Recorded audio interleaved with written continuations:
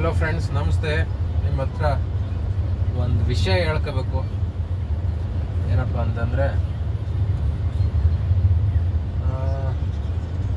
ನನ್ನ ಹತ್ರ ಒಂದು ಗಾಡಿ ಇತ್ತು. ಅಂದರೆ ಕಮರ್ಷಿಯಲ್ ವೆಹಿಕಲ್, ಇಟಿಯೋಸ್. ಒಂದಿನ ಬಾಡಿಗೆ ಸಿಗುತ್ತೆ. ಫ್ರೆಂಡ್ ಹೇಳಿರ್ತಾರೆ, ಹಿಂಗೆ ಅನಂತಪುರ ಒಂದು ಬಾಡಿಗೆ ಇದೆ, ಹೋಗಿದ್ದ ಅಂತ. ಸರಿ ಅಂದ್ಬಿಟ್ಟು ಹೋಗಿದ್ದು ಬರ್ತಾ ಇರ್ತೀನಿ. ನೈಟ್ ಒನ್ ಡೇ ಸ್ಟೇ ಆಗಿ ಎರಡನೇ ದಿನ ಬರ್ತಾ ಇರ್ತೀನಿ. ನೈಟು 12 ಗಂಟೆ ಆಗುತ್ತೆ. ಬೆಂಗಳೂರು ಜಯನಗರ ಡ್ರಾಪ್ ಇರುತ್ತೆ. ಹೋದಾಗ ಇನ್ನು 9 ಕಿಲೋಮೀಟ್ರ್ ಇರುತ್ತೆ ಜಯನಗರ ಡ್ರಾಪು. ಅಲ್ಲಿಂದ ಬಂದಿರ್ತೀನಿ. ಇನ್ನು 9 ಕಿಲೋಮೀಟ್ರು. ಆ 9 ಕಿಲೋಮೀಟ್ರಲ್ಲಿ ಸೊ ಹೆಂಗೆ ಅಂತಂದರೆ, ನಮ್ಮ ಜೀವನ ನಾವು ಅಂದ್ಕೊಂಡಿದ್ದು ಏನೂ ಆಗಲ್ಲ ಅನ್ನೋದಕ್ಕೆ ಒಂದು ಸಾಕ್ಷಿ. ಇನ್ನು 9 ಕಿಲೋಮೀಟ್ರ್ ಮ್ಯಾಕ್ಸಿಮಮ್ 15ರಿಂದ 20 ನಿಮಿಷ ಡ್ರಾಪ್ ಆಗ್ಬಿಡ್ತಾ ಇತ್ತು. ಸೊ ಈ ಎಲೆಕ್ಟ್ರಿಕ್ ವೆಹಿಕಲ್ ಇದಾರಲ್ಲ, ಈ ನಾರ್ತ್ ಇಂಡಿಯನ್ ಸೈಡಿಂದ ಬಂದಿರೋರು ತುಂಬ ಡೇಂಜರಸ್ ಫೆಲೋಗಳವರು. ಏಕೆ ಅಂತಂದರೆ, ಗಾಡಿನ ಓಡಿಸ್ಬೇಕಾದ್ರೆ ಲೆಫ್ಟ್ ಟು ರೈಟ್ನ ನೋಡ್ಬಿಟ್ಟು ಆಮೇಲೆ ಗಾಡಿನ ಟರ್ನ್ ಮಾಡಬೇಕು. ಸುಮ್ಮನೆ ಎಳೆದ್ಬಿಟ್ಟು ಆಮೇಲೆ ನೋಡೋದಲ್ಲ. ಸೊ ಗಾಡಿ ಓಡಿಸ್ಬೇಕಾದ್ರೆ ಅದೊಂದು ಟೆಕ್ನಿಕ್ ದಯವಿಟ್ಟು ಯೂಸ್ ಮಾಡ್ಕೊಳ್ಳಿ.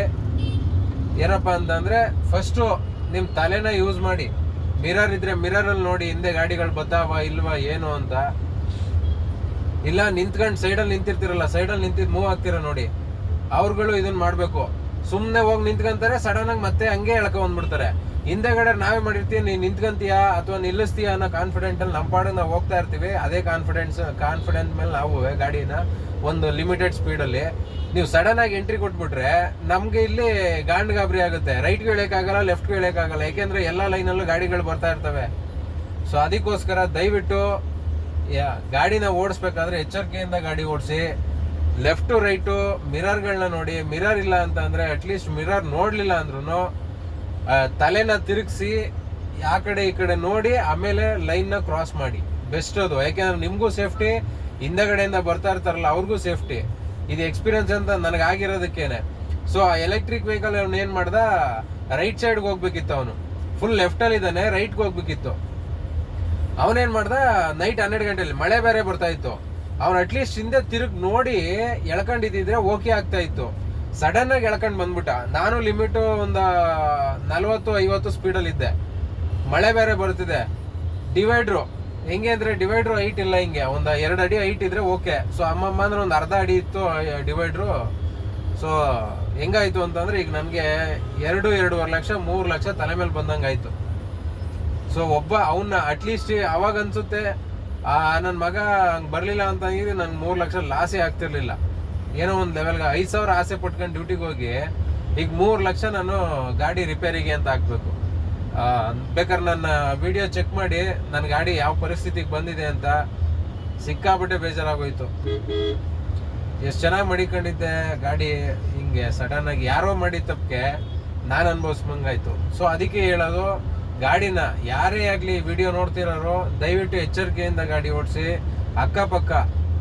ಏಕೆಂತಂದ್ರೆ ನಿಮ್ಮ ಅನಿಸಿಕೆ ಏನಂತಂದ್ರೆ, ಸುಮ್ಮನೆ ನಿಂತಿರ್ತೀರಾ ಅಥವಾ ಒಬ್ಬೊಬ್ರು ಗಾಡಿ ಓಡಿಸ್ತಾ ಇರ್ತಾರೆ. ಏನಂತ ಗೊತ್ತಾ, ಹೋಗ್ತಾ ಇರ್ತಾರೆ, ಅವ್ರಿಗೆ ಮೂಡ್ ಬಂದಂಗೆ ನಿಲ್ಲಿಸ್ಬೇಕು ಅಂದಾಗ ನಿಲ್ಸ್ಕೊಂತಾರೆ. ತಿರ್ಗಾ ಆಲ್ರೆಡಿ ನಿಲ್ಸೋದೇ ಇಲ್ಲ, ತಿರ್ಗಾ ಅದೇ ಮೂಡಲ್ಲಿ ಹಂಗೆ ಫಾಸ್ಟಾಗಿ ಹೊಟ್ಬಿಡ್ತಾರೆ. ಅದು ಎಷ್ಟು ಬೇರೆಯವ್ರಿಗೆ ತೊಂದರೆ ಅನ್ನೋದು ದಯವಿಟ್ಟು ಎಚ್ಚರಿಕೆಯಿಂದ ಗಾಡಿ ಓಡಿಸಿ. ಅದೊಂದೇ, ಇನ್ನೇನಿಲ್ಲ. ಅದನ್ನ ಹೇಳ್ಬೇಕು ಅನ್ನಿಸ್ತು, ಅದಕ್ಕೆ ವಿಡಿಯೋ ಮಾಡಿದೆ.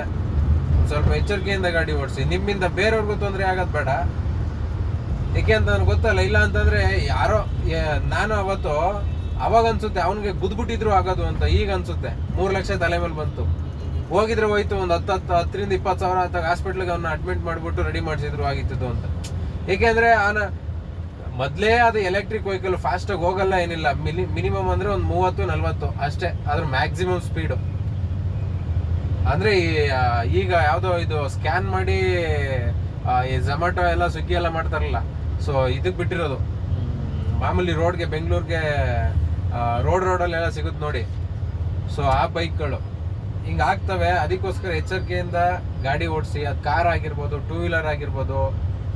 ದಯವಿಟ್ಟು ಇನ್ನೊಂದೇನಂತಂದ್ರೆ, 2 ವೀಲರ್ ಇಲ್ಲಿ ನೋಡಿ, ಇಲ್ಲಿ ಹಿಂಗೆ ಬರ್ತೀರ, ಹಿಂಗೆ ಸಣ್ಣ ಸಂದಿಲಿ ಇದು ಎವ್ರಿ ಅಂದ್ರೆ ಒಂದು ಲೈನ್ ಫಾಲೋ ಮಾಡ್ಕೊಂಡು ಹೋಗಿ ಟ್ರಾಫಿಕ್ ಆಗಲ್ಲ.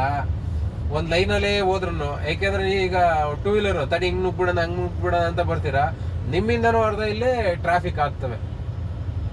ಯಾಕೆಂದ್ರೆ ನೀವೇ ನೋಡ್ಕೊಳ್ಳಿ ಬೇಕಾದ್ರೆ ಟ್ರಾಫಿಕ್ ಟೂ ವೀಲರ್ ಇಲ್ಲದೆ ಇರೋ ಜಾಗದಲ್ಲಿ ಗಾಡಿಗಳು ಎಷ್ಟು ಸ್ಮೂತ್ ಆಗಿ ರನ್ ಆಗ್ತಾ ಇರ್ತವೆ. ಅದೇ ಟೂ ವೀಲರ್ ಇದ್ದಂತ ಜಾಗದಲ್ಲಿ ಕಾರ್ಗಳು ಮೂವೇ ಆಗಲ್ಲ, ಹಂಗೆ ನಿಲ್ಸ್ಕೊಬಿಟ್ಟಿರ್ತಾರೆ. ಯಾಕೆಂದ್ರೆ ಸಣ್ಣ ನುಗ್ಗಿ ಗಾಡಿ ಬ್ಲಾಕ್ ಮಾಡ್ಬಿಟ್ಟಿರ್ತಾರೆ. ಇದು ಪಾಯಿಂಟು. ಬನ್ನಿ ಬೇಡ ಅಂತ ಹೇಳ್ತಾ ಇಲ್ಲ, ಫ್ರೀ ಆಗಿರೋ ಟೈಮಲ್ಲಿ ಹೋಗಿ, ಅದು ಓಕೆ. ಬಟ್ ಟೂ ವೀಲರ್ ಸೇಫ್ಟಿಯಾಗಿ ಗಾಡಿ ಓಡಿಸಿ. ನಾನು ಓಡಿಸ್ಬೇಕಾದ್ರೂ ಅಷ್ಟೇನೆ, ಲೆಫ್ಟ್ ಸೈಡ್ ಬಿಟ್ಟು ರೈಟ್ ಸೈಡ್ ಬರೋದೇ ಇಲ್ಲ.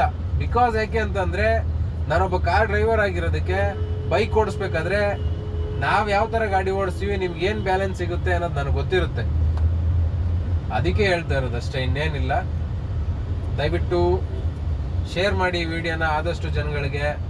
ಸೊ ಇದ್ರಲ್ಲಿ ಏನಾದ್ರು ತಪ್ಪಿದ್ರೆ ಕಮೆಂಟ್ ಮಾಡಿ ತಿಳಿಸಿ, ನಾವು ತಿದ್ಕೊಂತೀವಿ. ಇನ್ನೂ ಒಳ್ಳೆ ಒಳ್ಳೆ ವಿಡಿಯೋಗಳನ್ನ ಮಾಡ್ತೀವಿ, ಅನುಕೂಲ ಆಗುತ್ತೆ ನಮಗೂ.